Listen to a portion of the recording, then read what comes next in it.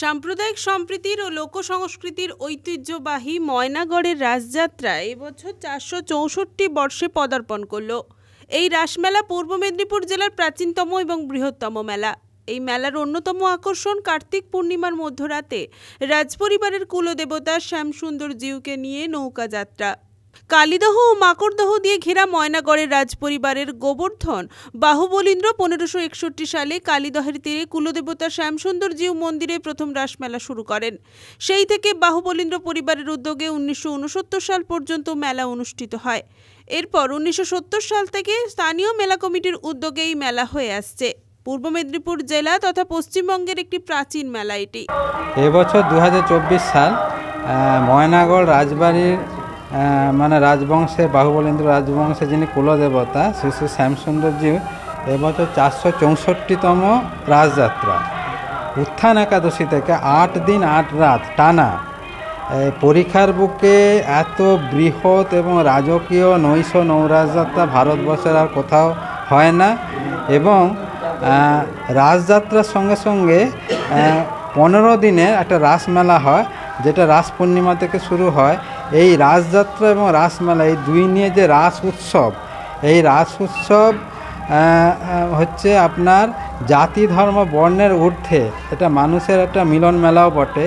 যে ট্র্যাডিশনটা আপনার 1561 সাল থেকে আজও সমানতালে চলছে এবং অপার্থিব সৌন্দর্যের সঙ্গে গুরুত্ব, প্রাচীনত্ব এবং জনপ্রিয়তার নিরিখে এই ময়নাগড়ের শ্যামসুন্দর জিউর যে রাসযাত্রা নদিয়া জেলার শান্তিপুরের পরই এর স্থান। রাস উৎসবের পরম্পরা ধর্মীয় আচার অনুযায়ী 17 শুক্লপক্ষের উত্থান একাদশী থেকে পরপর 8 দিন শ্রী শ্রী শ্যামসুন্দর জিউ রাজবাড়ির মূল মন্দির থেকে নৌকা বিহার কালীদহের 500 মিটার লাবণ্যময় জল পরিক্রমণ করে ময়না রাস মন্দিরে প্রবেশ করবে। কেবলমাত্র পূর্ণিমার দিন সন্ধ্যে 6টার সময় রাজবাড়ির কুলদেবতা শ্যামসুন্দর জিউ ফিরে যাবেন মূল মন্দিরে। শ্রী শ্রী শ্যামসুন্দর জিউ এই ময়না রাজবাড়ির কুলদেবতা। বর্তমান ময়নাগড়ের যারা সেবায়িত বাহুবলীন্দ্র পরিবার এদের কুলদেবতা। শ্যামসুন্দর জিউর প্রতিনিয়ত দুবেলায় অন্নভোগের ব্যবস্থা এবং বাল্যভোগ, সন্ধ্যায় আরতি, আবার রাত্রে অন্নভোগের ব্যবস্থা। এবং সারা পূর্ব মেদিনীপুর নয়, সারা পশ্চিমবাংলা নয়, ভারতবর্ষের বাইরে থেকেও এই আমার প্রভুর মন্দিরে যাত্রী আসে সারা বছর। আর এই ময়নার রাস উৎসব সবচেয়ে ঐতিহাসিক ব্যাপার হচ্ছে যে চারপাশে এই যে জলপ্রাচীর, এই নৌবিহার, এইটা হচ্ছে বিশেষত্ব এর। এবং শ্যামসুন্দর জিউ একাদশীর পারণ অর্থাৎ দ্বাদশী থেকে অষ্টাহব্যাপী নৌবিহার করেন এবং প্রভাতকালে রাসমঞ্চে প্রভু যায় এবং আবার অন্নভোগের ব্যবস্থা যেহেতু আছে, আবার দুপুরের মধ্যে প্রভু তার নিজ গর্ভ গিয়ে ফিরে আসে। এইভাবে 8 দিন আমাদের এই রাস উৎসব চলে। মেলা 17 দিন এবছর। প্রাচীন ময়নাগড় রাজবাড়ির কুলদেবতা শ্যামসুন্দর জিউর এই রাসের অন্যতম বিশেষ বৈশিষ্ট্য হল নৌরাস যাত্রা। প্রতিদিন ভোররাতে সুসজ্জিত নৌকায় করে কালিয়াদহ পরীক্ষার জলে নৌবিহার করে রাসমঞ্চে আসেন। নৌকোতে করে প্রতিদিন ভোরবেলা আসেন, শুধু পূর্ণিমার দিন সন্ধ্যের সময় আসেন, কিন্তু মঞ্চে উঠবেন না। উনি নৌবিহার করে ফিরে চলে যাবেন নিজের মন্দিরে। এছাড়া মেলাতে তো বিভিন্ন দোকানদাররা আসেন, দোকানদার ভাইরা, তাদের সাহায্যেই আমাদের মেলাটা চলে এবং তাদের সাহায্যে আমরা আজকে রাজমন্দির বলুন বা আমাদের মেলা কমিটির অফিস বলুন, তাদের সকলের সাহায্যে আমরা এটা করতে পেরেছি।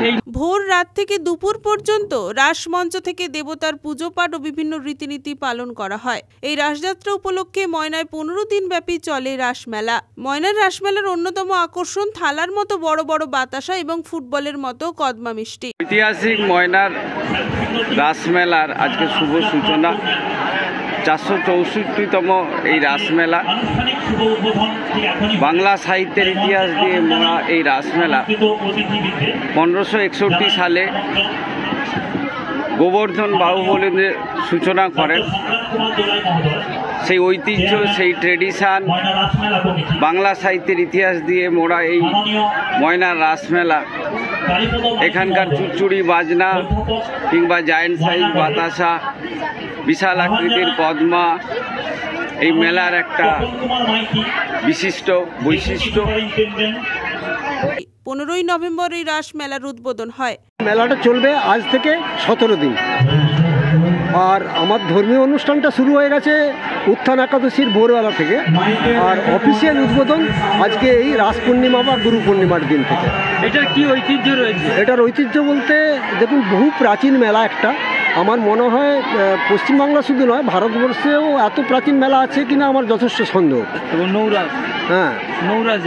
আর যেটা ব্যাপার সেটা হচ্ছে এই রাসযাত্রাটা কোথাও হয় না, যেটা ঠাকুর নৌকোতে করে আসেন, আবার নৌকোতে করেই ফেরত যান। পূর্ব মেদিনীপুর জেলার প্রাচীন এবং বৃহত্তম রাসমেলা শুধু ময়নাবাসী নয়, জেলার অন্যান্য জায়গার পাশাপাশি পার্শ্ববর্তী পশ্চিম মেদিনীপুরের লোকেরাও সারা বছর এই কটা দিনের জন্য অপেক্ষায় থাকে। পূর্ব মেদিনীপুর জেলার প্রাচীন মেলা ময়নাগড়ের রাসমেলা। তো এখানে ঘুরতে ঘুরতে এরকম ময়নাগড়ে এসেছিল, মানে ময়না ওখানে রামকৃষ্ণ মিশনে এসেছিলাম, এবং সেখান থেকে কুচলঘরের পাকা এটা ওটা দেখে এখানে এসে রাজবাড়িতে এসে ডক্টর কৌশিক বাহুবলীন্দ্রর সঙ্গে আলাপ হয় আজ থেকে 4-5 বছর আগে। তারপর থেকে উনি প্রতি বছর রাস পূর্ণিমায় আমাকে নিমন্ত্রণ করেন, নৌকো করে শ্যামসুন্দরকে নিয়ে যাওয়া হয়। এটা বোধহয় ভারতবর্ষে আর কোথাও হয় না। ব্যুরো রিপোর্ট, খবর BCBS।